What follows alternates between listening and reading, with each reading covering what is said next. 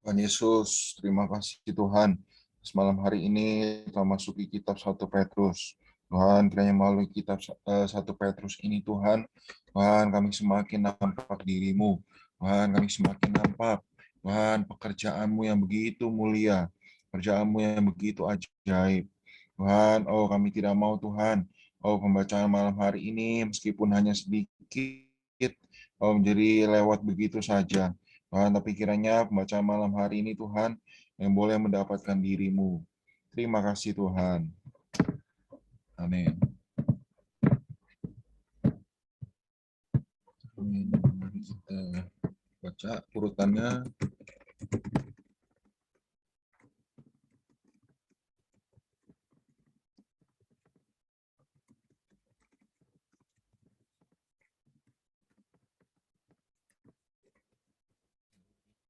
Boleh dihilang nih.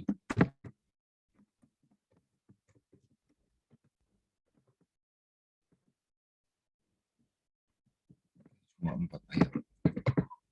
Amin. Saya mulai ya.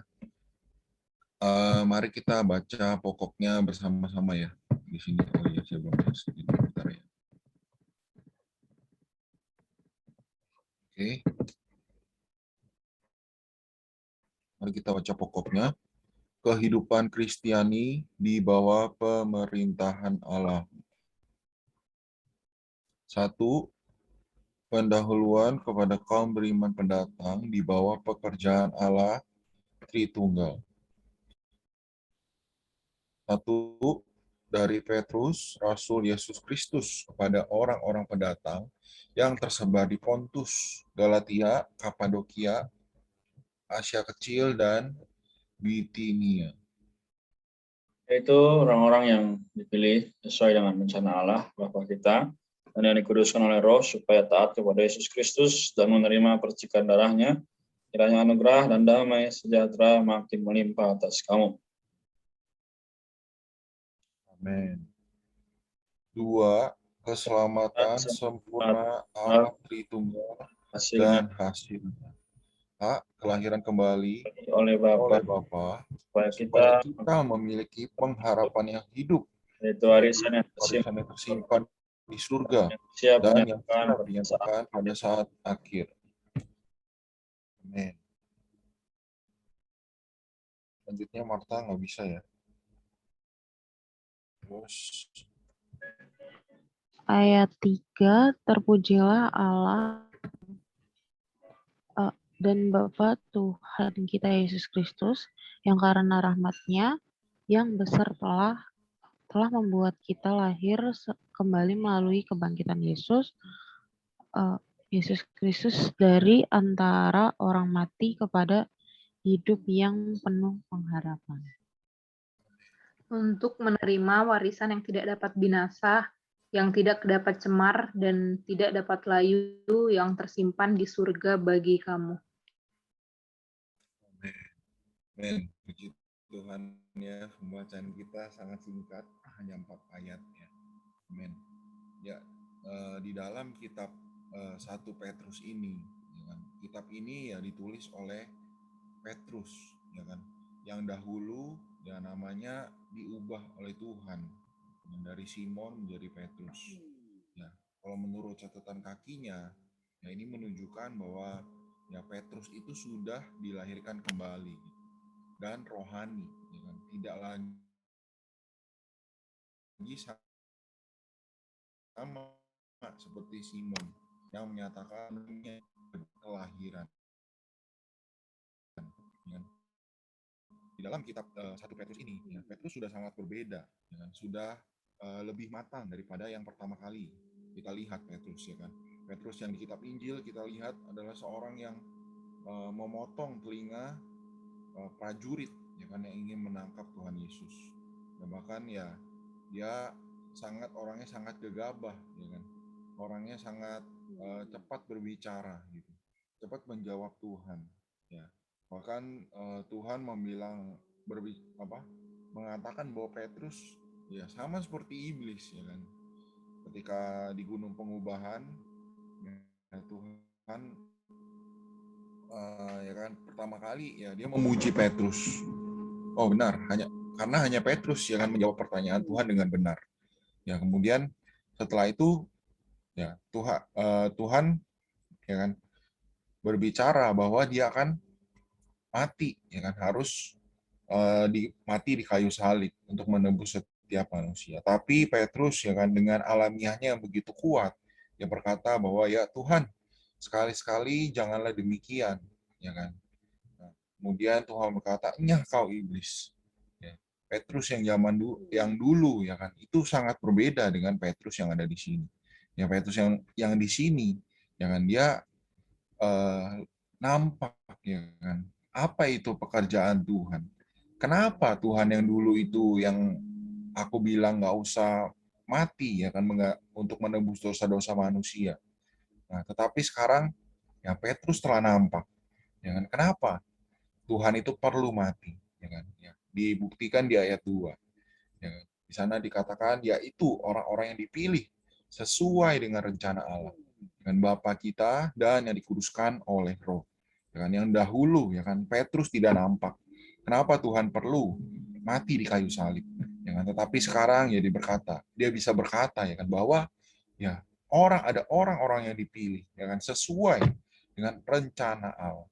Jadi yang dahulunya ya kan Petrus ini hanya melihat ya kan apa yang dikerjakan Tuhan.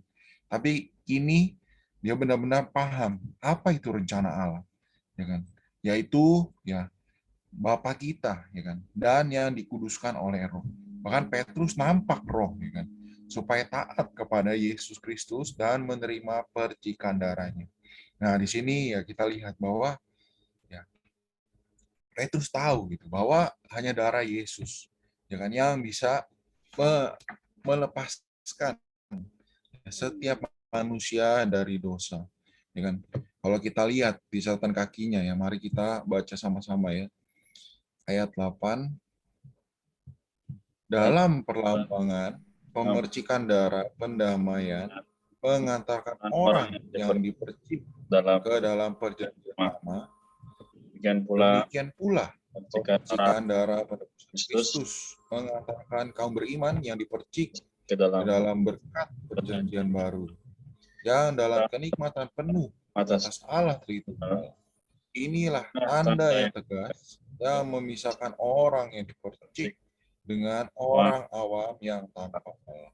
Amin. Ya, Petrus nampak ya bahwa kaum beriman perlu dipercik ya kan. Untuk apa? Untuk menerima berkat perjanjian baru. Ya kan? Yaitu apa? Kenikmatan penuh atas Allah Tritunggal. Ya kan? Hari ini ya kita tidak lagi sama seperti zaman hukum Taurat ya kan perlu dipercik dengan darah ya kan perlu menyembelih kurban terus memercik darah. Tapi ya hari ini cukup ya kan darah Yesus yang dipercikan di atas diri kita. Ya, di atas darah Yesus ini ya kan yaitu oleh juga di dalam iman kita ya kan. Hanya kita perlu percaya bahwa percikan darah Yesus ya kan membawa kita ke dalam berkat perjanjian baru. Ya. Yang ini pun juga yang membawa kita kepada kenikmatan penuh atas Allah Tritunggal. Ya kan? Yaitu apa? Ya kan? Yaitu adalah anugerah dan damai sejahtera yang makin melimpah di atas kita. Ya kan? Ya. Anugerah itu ya kan adalah ya, diri Allah sendiri menjadi kenikmatan kita. Amin. Itu bagian yang pertama ya. Bagian kedua adalah di mana ya ada keselamatan sempurna Allah Tritunggal dan hasilnya, ya kan. Nah, di ayat yang ketiga kita lihat kembali ya bagus sekali Petrus berkata di sini bahwa ya terpujilah Allah Bapa, Allah dan Bapa Tuhan kita Yesus Kristus yang karena rahmat-Nya yang besar telah membuat kita lahir kembali ya melalui kebangkitan Yesus dari antara orang mati kepada hidup yang penuh pengharapan. Amin. Puji Tuhan ya kita melihat ya Petrus yang telah matang ini ya dia nampak ya bahwa melalui kebangkitan Yesus dari antara orang mati ya kan itu membawa kepada hidup yang penuh dengan pengharapan. Ya puji Tuhan teman-teman hari ini ya kiranya kita melihat ya kan apa yang telah Petrus lihat itu bahwa ya melalui kebangkitan Yesus melalui kita percaya kepada kebangkitan Yesus Kristus. Ya kan? Itu membawa kita kepada hidup yang penuh pengharapan. Jadi ayat 7 di sini ya, kata hidup. Catatan yang sangat panjang ya. Mungkin ada waktu ya kita baca, masih ada waktu. Amin. Mulai ya kita baca satu orang, satu kalimat kali ya. Mulai dari saya ya. Hidup yang penuh pengharapan, pengharapan yang hidup literaturnya. Pengharapan untuk kelak dalam pengembalaan kita hari ini. Bukan pengharapan akan hal-hal yang objektif, melainkan pengharapan hayat, yaitu hayat yang kekal dengan segala berkat ilahi yang tidak ada habisnya. Pengharapan ini seharusnya membuat kita menaruh pengharapan kita sepenuhnya atas kasih karunia yang akan datang. Selanjutnya. Amin. Oke, pengharapan yang hidup, pengharapan hayat yang dibawakan oleh orang kembali kepada kaum beriman yang sudah dilahirkan kembali dapat disamakan dengan berbagai pengharapan untuk masa yang akan datang yang dibawakan oleh kelahiran seorang bayi kepada orang tuanya. Amin. Semuanya ini tergantung pada hayat bayi yang baru lahir itu. Demikian pula hayat yang kaum beriman dapatkan melalui kelahiran kembali membuat kaum beriman memiliki pengharapan dengan sejumlah aspek untuk zaman ini dan untuk zaman yang akan datang dan untuk kekekalan. Amin.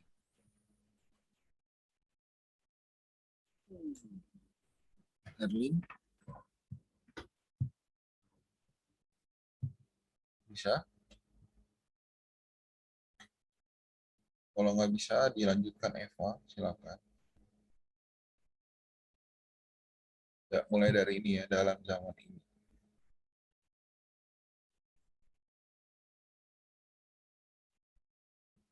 Oke. Bisa juga, oke, skip ke Excel ya.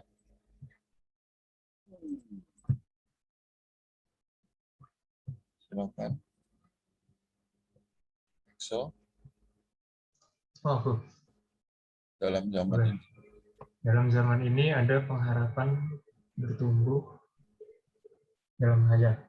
Matang, nyatakan karunia, berfungsi, berubah, menang, tubuh ditebus, masuk ke dalam kemuliaan. Dalam zaman yang akan datang, ada pengharapan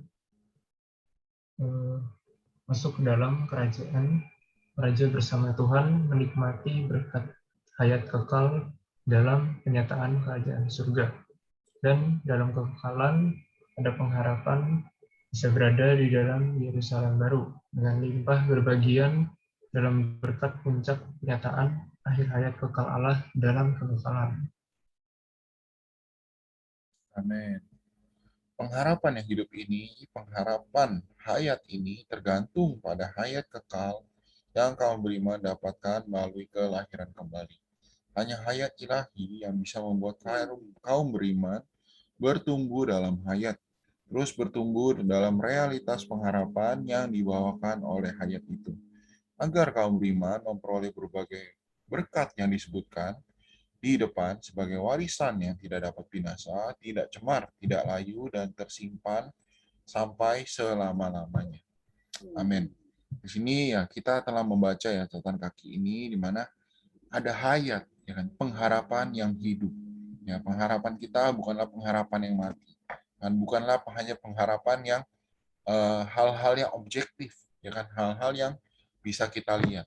Tapi pengharapan kita adalah hayat, ya kan, yang gimana di sini ya itu bisa diibaratkan ya seperti kelahiran seorang bayi, ya kan, itu mendatangkan pengharapan bagi orang tua yang melahirkan bayi itu, ya kan. Oh, bayi ini menjadi pengharapan mereka, ya kan, karena ada hayat di dalam bayi itu. Ya, ada sesuatu, apalagi ya kan di dalam kita, ada sesuatu yang dikatakan di yang terakhir, ya kan, adalah warisan yang tidak dapat binasa, tidak cemar, tidak layu, dan tersimpan sampai selama-lamanya. Ya kan, jadi pengharapan kita ini, ya kan, yang Petrus katakan, ya itu bukanlah pengharapan yang sementara, ya kan, tapi pengharapan yang kekal, Ya kan, bahkan di ayat 4 dikatakan warisan yang tidak dapat binasa, ya kan, yang terus tersimpan di surga bagi kita. Ya kan? Hayat inilah yang membuat kita itu ya bisa bertumbuh, ya kan, ada perkembangan hayat di dalam diri kita.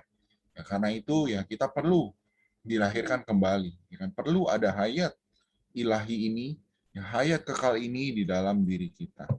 Amin. Kiranya ya teman-teman ya bisa men-sharingkan ya pengalaman teman-teman, ya kan. Boleh bebas, tidak harus dari ayat ini, ya pengalaman rohani teman-teman, ya kan. Pengalaman ya akan diri Kristus itu, ya kan, yang memelihara, yang memberikan damai sejahtera di atas setiap diri teman-teman. Silakan boleh sharing ya, karena waktunya masih banyak. Boleh satu orang bisa 2 menit ya. Silakan.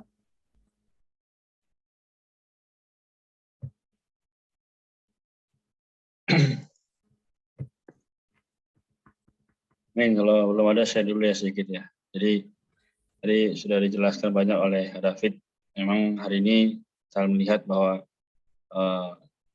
kalau tidak ada pemerintahan Allah, sebenarnya penghidupan kita sebagai orang Kristen hari ini adalah penghidupan yang sia-sia gitu ya. Karena telah harusnya dikuduskan, kita telah menerima pemercikan darah, ya, juga telah menerima anugerah, damai sejahtera dan sebagainya. Tapi kalau kita lihat hari ini, saya juga menyadari bahwa memang sulit untuk menang atas situasi ini, ya, atau apalagi dalam kondisi zaman yang serba cepat ini. Saya juga belajar bagaimana supaya dalam setiap kondisi berpaling ya kepada Tuhan. Ini juga perlu proses ya, karena untuk mematikan diri sendiri, mematikan yang bukan Allah ini ya, juga tidak mudah. Namun bukan berarti tidak bisa. Nah, artinya apa? Di dalam ayat 2 tadi dibilang orang-orang yang dipilih sesuai dengan rencana Allah Bapa kita dan yang dikuduskan oleh Roh. Ya. Jadi sebenarnya semua kita telah dipilih. Ya. Jadi di dalam catatan kaki satunya dibilang bahwa kita semua di sini adalah pelancong ya. Jadi kita adalah bangsa pilihan Allah, ya, kaum pilihan Allah, milik khusus Allah. Artinya kalau kita menyadari ini, ya sebaiknya kita sadari dari sekarang. Karena kalau kita tidak menyadari ini, maka segala perkara yang akan terjadi ke depan bisa meruntuhkan kembali kekudusan kita. Ya, jadi membuat kita tidak lagi bisa bertumbuh dalam kasih karunia. Maka iblis dengan berbagai macam cara, ya, dia menggunakan teknologi, dia menggunakan hak asasi manusia dan sebagainya untuk membuat manusia ini tidak firm ya, not firm in Christ. Ya, sehingga seharian ya penuh dengan ya kebimbangan, kebingungan. Namun kalau kita bersandar pada Tuhan, membaca firman-Nya, membaca catatan kaki ini, seharusnya juga bisa kembali menguatkan kita bahwa kita adalah VIP ya, very very important people di hadapan Allah. Amin. Puji Tuhan. Amin. Silakan lanjut.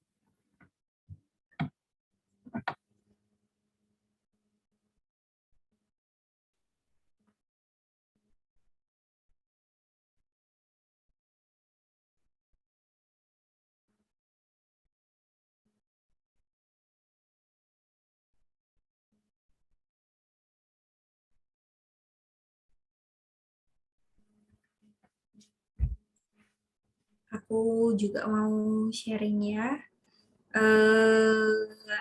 Tadi dikatakan gitu ya, untuk menerima warisan yang tidak dapat layu, tidak dapat binasa gitu. Aku mengapresiasi Kristus sih hari ini ya. Aku mengapresiasi Allah, aku masih mengapresiasi Kristus Tuhan kita gitu. Halo, suaraku kedengeran kah? Ya. Oke, siap. Ya, aku mengapresiasi Tuhan ya hari ini ya. Dia sebagai Allah yang penuh dengan kasih gitu. mungkin kita sudah sering dengar ya, Allah penuh dengan kasih, Allah yang mengasihi kita dengan kasih setia gitu ya. Tapi hari ini tuh ada sesuatu yang berbeda gitu ya. Ketika aku menjamah firman gitu, aku benar-benar mengapresiasi Allah kita tuh Allah yang mengasihi kita, dan kasihnya Tuhan kepada kita itu bukanlah kasih yang dangkal gitu ya. Kita bisa melihat keselamatan itu sudah Tuhan perinci gitu ya, sudah Tuhan rencanakan dari sejak dahulu kala hingga dan awalnya ya ke bangsa Israel ya, umatnya saja gitu yang terpilih gitu. Tapi karena mereka menolak gitu ya, keselamatan itu juga datang kepada kita gitu, sehingga kita juga bisa ya menerima warisan yang tidak dapat binasa ini gitu. Dan ini menunjukkan bahwa Allah kita itu adalah Allah yang penuh dengan kasih gitu loh. Dia bisa dengan rela gitu ya memberikan warisan ini kepada kita gitu. Dan aku menyadari bahwa Allah kita itu bukanlah Allah yang tidak mengerti gitu apa yang kita lalui, apa yang kita hadapi gitu ya. Tetapi justru karena Allah kita tuh mengetahui kondisi manusia, dia tuh memahami gitu ya kondisi kita ya juga bisa lemah. Dia tuh memberikan kepada kita tuh satu warisan yang tidak dapat binasa, yang tidak dapat cemar, ini menunjukkan bahwa Tuhan kita tuh benar-benar mempersiapkan keselamatan ini, dan kayak gimana sih, kayak specially made gitu loh untuk kita dapatkan gitu. Nah, hari ini respon kita bagaimana terhadap firman ini ya? Kita kembali lagi di seperti yang Ibrani katakan ya. Jangan kita menyanyiakan keselamatan yang sebesar itu gitu. Sini dikatakan warisan itu meliputi keselamatan yang akan datang atas jiwa kita, kasih karunia yang kita terima saat Tuhan menyatakan diri, dan kemuliaan yang akan dinyatakan. Jadi ini tuh adalah satu pemberian-pemberian dari Tuhan kepada kita ya, manusia yang jatuh, manusia yang dosa, manusia yang tidak setia, tidak pernah cinta sama Tuhan gitu. Ini benar-benar gimana ya? Mari teman-teman kita kembali lagi gitu ya, lihat kasih Tuhan kepada diri kita, manusia yang jatuh, manusia yang gagal, manusia yang penuh dengan celah ini gitu. Sehingga ketika kita mengetahui kondisi kita ya, dan juga ketika kita melihat pemberian-pemberian yang Tuhan berikan, kita nggak bisa gitu kalau nggak mengaku dosa dan bertobat gitu ya. Jadi mari saudara-saudari, teman-teman, kita apresiasi kembali gitu ya kasih Tuhan kepada diri kita gitu, sehingga kita bisa kembali lagi mengasihi Tuhan dan tidak menyia-nyiakan segala pemberian-pemberian yang telah Tuhan berikan gitu, sehingga kita tidak kehilangan pahala. Tuhan juga tidak sia-sia memberikan keselamatan ini bagi kita. Amin. Thank you. Amin ya, karena waktu ya tadi yang dibilang di sini adalah di ayat 2 ya, di sana dibilang bahwa kita ini hari ini adalah pelancong. Kita bukanlah milik dunia ini, tapi kita adalah ya milik Tuhan. Tempat kita yang sesungguhnya bukan hanya sampai di sini. Ya kan, ini hanya sementara ya kan kita ada di sini. Jadi apa yang kita lakukan ya kita perlu ingat bahwa ya kita berada di sini itu hanya sementara ya kan. Semua yang ada pada saat ini ya itu hanya sementara. Baik HP kita ya kan, segala yang kita miliki, ya bahkan orang-orang di sekitar kita ya itu pun hanya sementara gitu. Akan semua itu akan berlalu ya kan. Tapi ya kembali lagi ya, kita perlu melihat bahwa ada satu hidup yang penuh pengharapan ya kan, atau di bahasa aslinya adalah pengharapan yang hidup. Nah, kiranya kita bisa melihat perkara ini ya, mulai dari sekarang, seperti tadi Renat bilang. Amin. Baik, mari kita tutup dalam doa ya, pembacaan kita malam hari ini. Amin. Boleh? Ada yang pimpin doa? Silakan. Mungkin bisa minta tolong Excel pimpin kita doa ya. Doakan kita bisa melihat ada satu pengharapan yang penuh hayat ini. Amin. Amin. Amin. Ya, Tuhan Yesus, dan kami mengucap syukur, dan Tuhan, karena ada satu pengharapan, yaitu warisan yang tidak dapat binasa. Tuhan Yesus, dan hari ini dan Engkau telah menyelamatkan kami Tuhan, dari satu keselamatan yang sempurna, Tuhan Yesus, itu dapatkan kami hari ini, Tuhan, dalam kehidupan kami, Tuhan. Kami boleh terus, Tuhan, datang padamu, berkontak padamu, dan juga Tuhan, kami boleh terus ditanggulangi, Tuhan, sehingga kami boleh ada pertumbuhan hayat. Terima kasih Tuhan. Amin. Amin. Amin. Baik, bacaan kita sampai di sini. Apakah ada pengumuman dari Korena?